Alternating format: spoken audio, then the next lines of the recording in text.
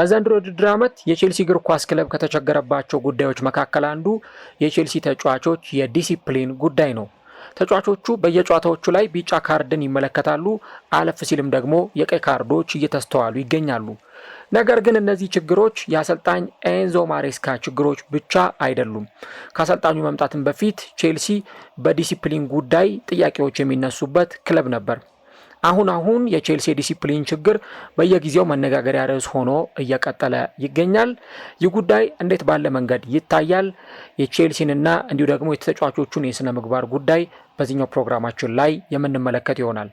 ሰላም ጤና ይስጥልን የቻናላችን ቤተሰቦች እንዴት አላችሁ? እግዚአብሔር ይመስገን እኔ በጣም ደህና ነኝ። የምትገኙት አራዳ ሜዳ ኦፊሻል ዩቲዩብ ገጻችን ላይ ነው። ለቻናሉ አዲስ ከሆናችሁ የዩቲዩብ ገጹን ሰብስክራይብ በማድረግና የደወል ምልክቷን በመጫን የቻናላችን ቤተሰቦች እንድትሆኑ በአክብሮት እንጋብዛለን። እንዲሁ ደግሞ ቪዲዮውን ስትጀምሩ ላይክ እያደረጋችሁ እንድትጀምሩ የአክብሮት ግብዣችን ነው። የአራዳ ሜዳ ኮሜንታተር ተስፋ ወርቅ ሉል ሰገድ አበሬያችሁ ቆይታ አደርጋለሁ። ያው ጊዜው ኢንተርናሽናል ብሬክ ስለሆነ የክለቦች ጨዋታዎች ተቋርጠዋል።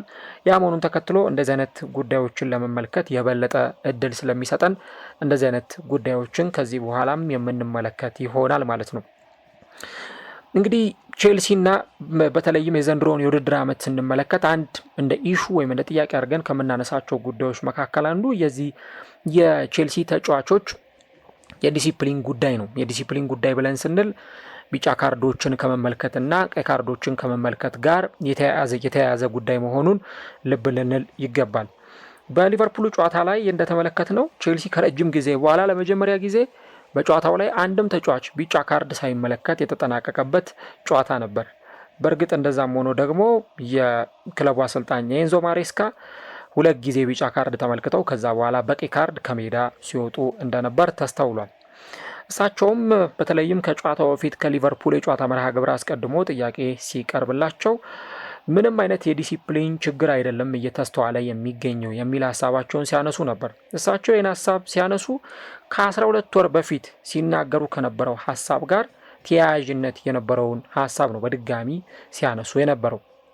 ነገር ግን ቼልሲ እየተመለከትን እንዳለ ነው ከ6 ጨዋታዎች በኋላ 21 ቢጫ ካርዶችን ተጫዋቾች ተመልክተው ብዙ አይነት ጥያቄዎች ሲነሱበት ቢቆዩም እሳቸው ግን ይሄ ነገር በተለይም የቼልሲ ተጫዋቾችን ዲሲፕሊን በተመለከተ የዲሲፕሊን ችግር አይደለም ወይም ደግሞ እኔ የዲሲፕሊን ችግሮችን እያየሁ አይደለም የሚል ሀሳብ ነበር እሳቸው የሰጡ የነበረው። ግን ደግሞ ቁጥሮቹ የሚያሳዩት በተለይም ቶድ ቦሂ ቼልሲን በባለቤትነት ከገዙ በኋላ ከግንቦት 2022 በኋላ ባሉት ጊዜያት ቼልሲ በፌር ፕሌይ ጥያቄ የሚነሳበትና ብዙ ቢጫ ካርዶችና ቀይ ካርዶች ከሚመዘገቡበት ክለቦች መካከል በቀዳሚዎቹ ተርታ እየተሰለፈ ይገኛል። ለምሳሌ በ2022-23 የውድድር ዘመን የቼልሲ የቢጫ ካርድ መጠን በጣም ከፍተኛ ሆኖ ተመዝግቦ ተመልክተናል። ከዛ በኋላ ደግሞ እንደዚሁ በቀጣዩ የውድድር ዓመት ደግሞ በቼልሲ እንደገና ሪካርድ የተመዘገበበት 117 ቢጫ ካርዶች የተመዘገቡበት ሆኗል። እንዲሁ ደግሞ በቀጣዩ የውድድር ጊዜም 105 ቢጫ ካርዶች ተመዝግበዋል በእንግሊዝ ፕሪሚየር ሊግ። ይሄም ሪካርድ ሆኖ የተመዘገበ ቁጥር ነው ማለት ነው። ኢቨን እሳቸው ቼልሲን በተረከቡበት የመጀመሪያ የውድድር ዓመታቸው ባለፈው የውድድር ዓመት ቼልሲ በርካታ ቢጫ ካርዶችን በውድድር ዓመቶቹ ላይ ሲመለከት ቆይቷል። አሁን ቼልሲ ከ2022-23 የውድድር ዘመን በኋላ ባለው የውድድር ጊዜ በርካታ ቀይ ካርዶችን በመመልከት በሊጉ ደረጃ ሰንጠረዥ ከአናት የተቀመጠው ቡድን ሆኗል። 301 ቢጫ ካርዶች ናቸው በቼልሲ በኩል የተመዘዙት ከ2022-23 የውድድር ዘመን በኋላ። ይህን የምናወራው በአውሮፓ መድረክ ውስጥ ያሉትን የቼልሲን ቢጫ ካርዶች ወይም ቀይ ካርዶች ሳንጨምር ነው። 2022-23 ከዚያ ውድድር ዘመን ጀምሮ 2022-23 2024-25 እንዲሁ ደግሞ አሁን እየተመለከትን የምንገኘው የ2025-26 የውድድር ዘመንን ስንመለከት በተከታታይ ቼልሲዎች በርካታ ቀይ ካርዶች እየተመዘገቡባቸው ይገኛሉ። ይሄ ደግሞ ክለቡ የዲሲፕሊን ጥያቄ የሚነሳበት አይደለም ወይ? ለምንድን ነው በተከታታይ የውድድር ዓመታት ላይ ቼልሲ እንደዚህ አይነት ቢጫ ካርዶች እየተመዘገቡበት የሚገኘው የሚሉ ጥያቄዎችን የሚያስነሱ ናቸው። አንድ የውድድር ዓመት ላይ 86 በ2022-23 ከዛ በኋላም በነበሩት ጊዜያት እንደዚሁ የቼልሲ የቢጫ ካርዶች ቁጥር የበለጠ እየጨመረ እየመጣ ነው የሚገኘው እና አሁን በምንመለከተው ቁጥራዊ መረጃ መሰረት 301 ደርሷል የቼልሲ የፕሪሚየር ሊግ ቢጫ ካርዶች ከ2022-23 የውድድር ዘመን ጀምሮ። እንግዲህ 2022-23 ላይ አሰልጣኝ ማን ነበሩ ብለን ብንል ማሬስካ የቡድኑ አሰልጣኝ አልነበሩም። 2023-24 ላይ ብንመለከት የቡድኑ አሰልጣኝ በተመሳሳይ ራሳቸው አልነበሩም። 2024-25 ላይ ብንመለከት ኤንዞ ማሬስካ የቡድኑ አሰልጣኝ ሆኗል። 2024-25 ላይ ነው አሰልጣኙ ወደዚህ ቡድን የመጡት። ግን የቼልሲ ቀይ ካርዶች በተደጋጋሚ እየተመለከትን እንገኛለን። ከዛ ውጪ ቼልሲ በርካታ ቀይ ካርዶች የተመዘገበበት ሁለተኛው ክለብ ሆኗል ከወልቨር ሃምፕተን በመቀጠል ማለት ነው። ስለዚህ እነዚህ ችግሮች አሰልጣኝ ኤንዞ ማሬስካ ከመምጣታቸው በፊት ነው ሲፈጠሩ የነበረው ለሚለው ሀሳብ ወይም ርዕስ ጥሩ ማብራሪያ መሆን ይችላል። ለምሳሌ ቼልሲ በምን አይነት መንገድ ነው ተጫዋቾቹ ቢጫ ካርድ ሲመለከቱ ወይም ካርዶች ሲመዘዙባቸው የነበሩት በምን አይነት የሜዳ ላይ ጥፋቶች ነው የሚለውን ዘርዘር አድርገን እንመለከታለን። እንግዲህ ብዙውን ቦታ የሚይዘው የታክቲካል ፋውል በምንለው ጉዳይ ነው። ይሄ ታክቲካል ፋውል በምንለው በተለይም ደግሞ ተጫዋቾች ጎል ሊያስቆጥሩ ሲሉ እዛ ቦታ ላይ በመገኘት ሊሆን ይችላል፣ ወይ ደግሞ ይሄ የቡድኑን ውጤት ለማስጠበቅ የሚሰሩ አይነት ጥፋቶች ሊሆኑ ይችላሉ። ከነዛ ጋር ተያይዞ የሚሰሩ ጥፋቶች በቼልሲ ከፍተኛውን ቦታ የሚይዙና ከፍተኛውን ደግሞ የጥፋት ደረጃ የሚወስዱ ናቸው። እንግዲህ ቼልሲ በእነዚህ ጥፋቶች ይሄ ታክቲካል ፋውል በምንላቸው ብቻ 89 ካርዶች ተመዘውበታል ማለት ነው። ስለዚህ ቀላል የሚባለውን ቁጥር አይወስድም። ይሄ ታክቲካል ፋውል በመስራት የቼልሲ ተጫዋቾች የሚመለከቷቸው ካርዶች። ከዛ ውጭ ደግሞ እንደዚሁ ሁለተኛውን ደረጃ የሚወስደው ሬክለስ ፋውል የምንለው ነው። ሬክለስ ኦፌንስ የምንለው ደግሞ በጣም አደገኛ የሚባሉ ጥፋቶች ምናልባትም ምንም ኤክስኪዩዝ የማይደረግባቸው ለቢጫ ካርድ ወይም ለቀይ ካርድ ምንም አይነት ማወላወል የማይደረግባቸውና ቀጥታ የቅጣት ምት ወይም ደግሞ የፍጹም ቅጣት ምት ሊያሰጡ የሚችሉ አይነት ጥፋቶች ናቸው። እነዚህ አይነት ጥፋቶችን ደግሞ በተመለከተ እንግዲህ ብዙ አይነት ካርዶች ቼልሲ ተመዞበታል። 87 ካርዶች በእነዚህ ሬክለስ ጥፋቶች ተፈጽመዋል። ከዛ ውጭ ይሄ አርጊውመንት በምንለው ከተጫዋቾች ጋር በመከራከር ሊሆን ይችላል፣ ከዳኞች ጋር በመከራከር ሊሆን ይችላል። በነዛ ደግሞ ቼልሲ 67 ካርዶች ተመዘውበታል። ታይም ዌስቲንግ ሰዓት በማባከን 36 ካርዶች በቼልሲ በኩል ተመዝግበዋል ወይም ተመዘዋል። ዳይቭ በማድረግ አስመስሎ በመውደቅ 7 ካርዶች ተመዝግበዋል። ይሄ በተጋነኑ የደስታ አገላለጾች ለምሳሌ ማሊያ አውልቆ በመጨፈር ሊሆን ይችላል። በእንደዚህ አይነት ሴሌብሬሽኖች 4 ካርዶች ተመዝግበዋል። ከዚህ በተጨማሪ ጎል የማስቆጠር ኦፖርቹኒቲን በመገደብ ደግሞ 3 ካርዶች ሲመዘዙ በእጅ ኳስ 2 ካርዶች ተመዘዋል። እንዲሁ ደግሞ ከኳስ ውጭ በተሰራ ፋውል 1 ካርድ ተመዟል። ከዚህ በተጨማሪ ተቀይሮ የሚወጣ ተጫዋች ሰዓት እያባከነ 1 ካርድ ደግሞ ተመልክቷል። እንዲህ አይነት እያለን የምንቀጥላቸው አሉ ማለት ነው። ስለዚህ የቼልሲ ካርዶች የሚመዘገቡት እንዲህ ባሉት ጥፋቶች ምክንያት ነው። ስለዚህ አንዳንዶቹ ለምሳሌ ውሃ የማያነሱ ሊሆኑ ይችላሉ። ለምሳሌ ሰዓት በማባከን 36 ጊዜ የቼልሲ ተጫዋቾች ካርድ ተመልክተዋል እያልን ነው። ከተጫዋቾች ጋር በመከራከር ወይ ደግሞ የሆነ አይነት አተካራ ውስጥ በመግባት 67 ካርዶች ተመዝግበዋል እያልን ነው። ስለዚህ እነዚህ የሚመዘገቡት ካርዶች አንዳንድ ጊዜም ከቼልሲ ተጫዋቾች የንዝላልነት ወይም ደግሞ ከተጫዋቾቹ ራስን ኮንትሮል ከማድረግ ችግር የሚመጡ ጥፋቶች መሆኑን መረዳት ያስፈልጋል። ኢቭን ቼልሲ አብዛኞቹን ካርዶች የሚመለከቱት ተጫዋቾቹ ከ60 እስከ 75 ባሉት ደቂቃዎች ወይም ደግሞ ከ75 እስከ 90ኛው ባሉ ደቂቃዎች ነው በርካታ ካርዶችን ሲመለከቱ የምናየው። ስለዚህ እነዚህኞቹ ደቂቃዎች ላይ ምን አይነት ማስተካከያዎች መደረግ አለባቸው፣ በተለይ ደግሞ ከኢሞሽን አንጻር ስሜትን ኮንትሮል ከማድረግ አንጻር ምን አይነት ሲስተሞች ሊተገበሩ ይገባል የሚለው በራሱ በደንብ መታየት የሚገባው ጉዳይ ይመስለኛል። በቼልሲ አሰልጣኝነት ቶማስ ቱኸል፣ ግራሃም ፖተር፣ ፍራንክ ላምፓርድን በአሰልጣኝነት ተመልክተናል። በእነዚህ አሰልጣኞች ስርም ቼልሲ የካርዶች ጥያቄ ይነሳበት ነበር።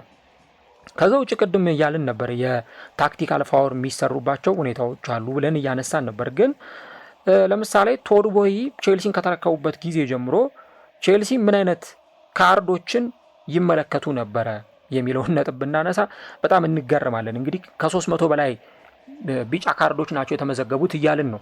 ከ2022-23 የውድድር ዘመን ጀምሮ በነበሩት 3 ወይም 4 የውድድር ዓመታት በድምር እነዚህ ሁሉ ካርዶች የተመዘገቡ ነው እያልን ነው። በርካታዎቹን ካርዶች የሚመለከቷቸው የትኞቹን ተጫዋቾች ናቸው የሚለውን ደግሞ ብንመለከት ለምሳሌ እንግዲህ በአሰልጣኝነት ረገድ ካየናቸው ቶማስ ቱሄል ዝቅተኛ ቢጫ ካርድ ያስመዘገቡ የቡድኑ አሰልጣኝ ነበሩ። በእሳቸው ስር እንግዲህ 6 ጨዋታዎችን እንኳን ቼልሲ ተጫውቶ 14 ቢጫ ካርዶች ይመዘገባሉ። ይሄም በአንድ ጨዋታ 2.3 እንደማለት ነው።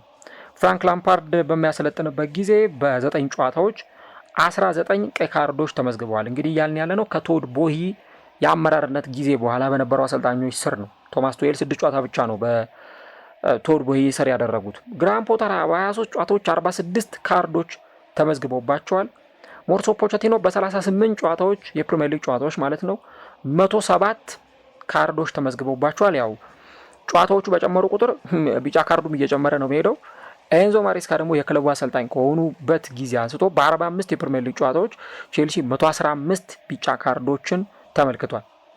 እንግዲህ ለምሳሌ የፖቼቲኖን አጫወት ብትመለከቱት አጫወታቸው ሞር ኦፕን ነው። በኦፕን ፕሌይ የሚጫወቱ በቢውልዳፕ መስርተው ለመጫወት ጥረት የሚያደርጉ ተጫዋቾች በሳቸው ስር ነበሩ። እንደዚህ አይነት አጫወትም ጭምር አላቸው።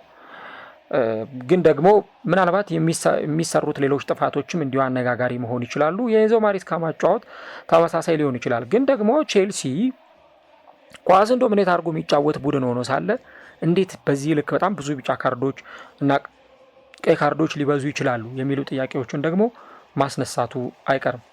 እንግዲህ ቼልሲን ብንመለከት ለምሳሌ በባለፉት ጊዜያት የነበሩት የተጫዋቾችን የእድሜ ጋፕ ብትመለከቱ ከ22 እስከ 27 ወይም ከ20 እስከ 27 ባሉት ሁኔታዎች ነው ልንመለከት የምንችለው። ምናልባት እንደነ ራሂም ስተርሊንግ አይነት 30 ዓመት ላይ የደረሱ ተጫዋቾች ካልሆኑ በስተቀር ከ2022-23 ጀምሮ በርካታ ቢጫ ካርዶችን ወይም ደግሞ በርካታ ካርዶች የተመዘገቡባቸው ተጫዋቾችን ብንመለከት በደረጃ አብዛኞቹን ተጫዋቾች እናገኛለን። ማርክ ኩኩሬያ ነው በቼልሲ በኩል እንግዲህ ብዙ ካርዶችን የተመለከተው ከቶድ ቦሂ መምጣት በኋላ ከ2022-23 የውድድር ዘመን በኋላ ማርክ ኩኩሬያ በ88 ጨዋታዎች 25 ጊዜ ካርዶችን መመልከት የቻለ ተጫዋች ነው። እንግዲህ ይሄ ማለት ምናልባትም ደግሞ ተጫዋቹ በየጨዋታዎቹ ላይ ካርዶችን የሚመለከት አይነት ተጫዋች ወይም ደግሞ በየ3 ጨዋታዎች ካርድ የሚመለከት ተጫዋች ነው እንደማለት ነው። የሚመለከታቸው ካርዶች ደግሞ በተለይ ሬክለስ በሆኑ ጥፋቶች ምክንያት የሚመጡ ናቸው። ከዛ ውጪ ሞይሰስ ካይሴዶ በ80 ጨዋታዎች 23 ጊዜ ቢጫ ካርዶችን የተመለከተ ተጫዋች ነው። በታክቲካል ፋውሎች ከነዛ ውስጥ 11ዱን ካርዶች ተመልክቷል። ኤንዞ ፈርናንዴዝ በ89 ጨዋታዎች 19 ካርዶችን ተመልክቷል። ኮነር ጋላገር አሁን በቼልሲ ውስጥ አይገኝም። ይሄ ተጫዋች እንደዚሁ በ72 ጨዋታዎች 18 ጊዜ ካርዶችን ተመልክቷል። ከዚህም ባሻገር ደግሞ እንደዚሁ ኒኮላስ ጃክሰን በባለፈው የዓለም የክለቦች ዋንጫ ላይም ስንመለከተው ነበር። በ65 ጨዋታዎች 17 ካርዶችን ተመልክቷል። ኮል ፓልመር ራሱ እዚህ ቁጥር ውስጥ አለ። በ73 ጨዋታዎች 14 ጊዜ ካርዶችን ተመልክቷል። ራሂም ስተርሊንግ በ59 ጨዋታዎች 11 ጊዜ ካርዶችን ተመልክቷል። 6ቱን የተመለከተው በታክቲካል ፋውል ነው። ሌቫይ ኮልዊል በ58 ጨዋታዎች 11 ጊዜ ካርዶችን ሲያይ፣ ማሎ ጉስቶ በ65 ጨዋታዎች 11 ጊዜ ካርዶችን ተመልክቷል።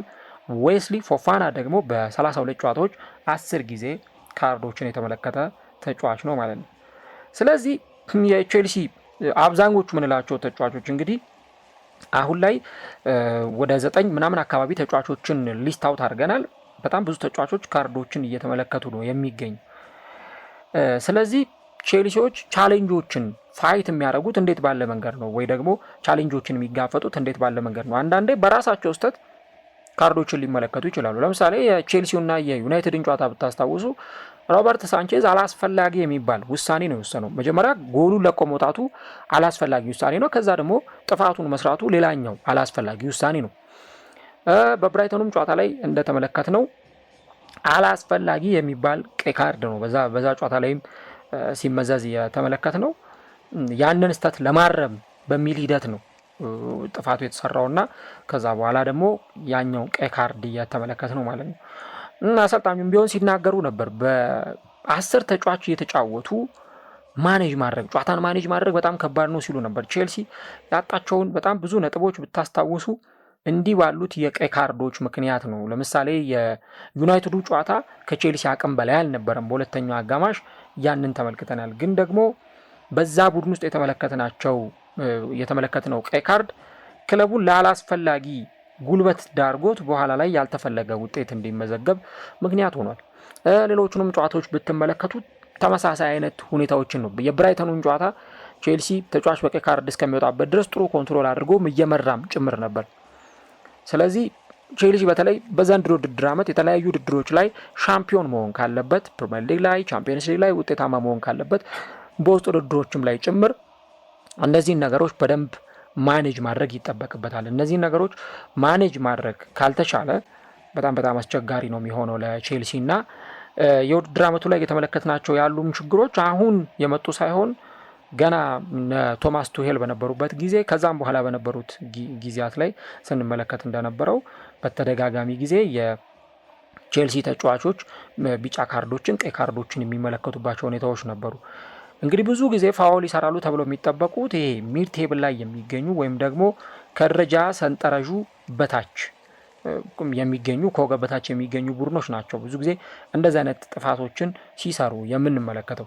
ግን ደግሞ አሁን በተደጋጋሚ ጊዜ እየተመለከትን እንዳለ ነው ለእንደዚህ አይነት ጥፋቶች ደግሞ ተጋላጭ ሆነው ያውም በሁለተኛው አጋማሽ ደግሞ ተደጋጋሚ ጥፋቶች እየተሰሩ ይገኛሉ። ስለዚህ ውሳኔዎች እንዴት ባለ መንገድ ነው መወሰን ያለባቸው? ተጫዋቾች ውሳኔዎችን ሲወስኑ የሜዳ ላይ ውሳኔያቸው ይሄ ከፍራስትሬሽን የመጣ ከመናደድ ወይ ደግሞ ከሆነ ስሜታዊነት የጸዳ መሆን ይጠበቅበታል የሚሉ ሀሳቦች ናቸው እየተነሱ ያሉት። ምናልባትም እነዚህን ቁጥሮች ስንመለከት ቼልሲ ከዚህ በኋላም ቁጥሮቹ በጣም አስፈሪ ሊሆኑ ይችላሉ፣ በተለይ ደግሞ ፕሪሚየር ሊግ ላይ በምንመለከታቸው ጨዋታዎች። ስለዚህ በየሳምንቱ ደግሞ እንዲህ አይነት በጣም ወሳኝና ቁልፍ የሚባሉ ተጫዋቾችን ሳንቼዝ በቀይ ካርድ ሲወጣ ተመልክተናል። የቼልሲ ወሳኝ የሚባል ግብ ጠባቂ ነው። ሌሎቹንም ተጫዋቾች እንደተመለከት ነው ካርዶችን ሲመለከቱ የነበሩባቸው ሂደቶች ነበሩ እና ሁኔታዎቹ ተመሳሳይ የሚባሉ አይነቶች በተመሳሳይ ሁኔታ ካርዶች ሲመዘዙ እንመለከታለን። ግን ደግሞ ለነዚህ የቼልሲ ተጫዋቾች የሚሰጡት ሪስፖንስ እና ምላሽ በራሱ በጣም ወሳኝ መሆን ይችላል። አሰልጣኙ እኔ የዲሲፕሊን ችግር አላየሁም ብለው ተናግረዋል። ግን ሜዳ ላይ የምንመለከታቸው እና ኢቭን ቁጥሮቹ ራሱ የምንመለከታቸው ቁጥሮች ይህንን በደንብ የሚገልጹ ናቸው። እስቲ እናንተም ሀሳቦቻችሁን አጋሩን።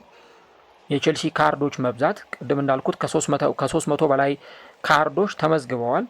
እነዚህ ከ300 በላይ ካርዶች ለምሳሌ የሌሎቹን ትልልቅ ክለቦች ቁጥሮች ብትመለከቱ ሌሎቹ ትልልቅ የሚባሉት ክለቦች እየተመለከቱ ያሉበትን የካርድ ቁጥር ብትመለከቱ በጣም አናሳ ነው። ትልቅ የምትሏቸው ክለቦች ወይ ደግሞ በትልልቅ ደረጃ ላይ የሚገኙት እንደነ አርሰናል ያሉ ክለቦች አሁን በሊጉ የደረጃ ሰንጠረዥ ላይ የሚገኘው ክለብ አርሰናል አሁን መጨረሻው ወለል ላይ የሚገኝ ቡድን ነው። ካርድ በመመልከት አምና ነበር እንደውም ጥቂት ጥያቄ ሲነሳበት የነበረው አርሰናል አሁን ከ2022-23 የውድድር ዘመን በኋላ 191 ጊዜ ነው ቢጫ ካርዶችን በፕሪሚየር ሊግ አርሰናል እየተመለከተው። ማንቸስተር ሲቲ መጨረሻው 20ኛው ደረጃ ላይ የሚገኘው ቡድን ነው። 165 ጊዜ ካርዶችን ተመልክቷል ከ2022-23 የውድድር ዘመን ጀምሮ። ሌሎቹን ክለቦች ግን ብትመለከቱ ለምሳሌ እንደነ ማንቸስተር ዩናይትድ አሁን ማንቸስተር ዩናይትድ ራሱ 252 ጊዜ ካርዶች ተመዘውበታል። ቶተናም 253።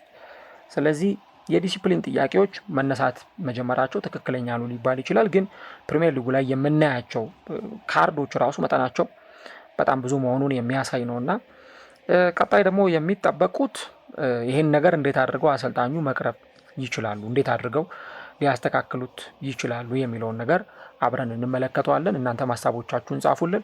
ከኢንተርናሽናል ብሬክ መልስ አሰልጣኙ ኤንዞ ማሬስካ በደንብ ትኩረት ሰጥተው የሰሩበትን ነገር ሜዳ ላይ ያሳያሉ ተብሎ ከሚጠበቁ ነገሮች መካከል አንዱ ይሄንን የዲሲፕሊን ጉዳይ ነው። ምክንያቱም በቢጫ ካርድ ምክንያት በቀይ ካርድ ምክንያት ክለቦች የሚያጡት ነጥብ ቀላል የሚባል አይደለም። ጨዋታዎች ላይ የሚመዘዙ ቢጫና ቀይ ካርዶች ክለቦችን ወይም ቡድኖችን ነጥብ የማሳጣታቸው እድል በጣም ሰፊ ነው። ስለዚህ ይህን ነገር ማረም በጣም አስፈላጊ ነገር ነው።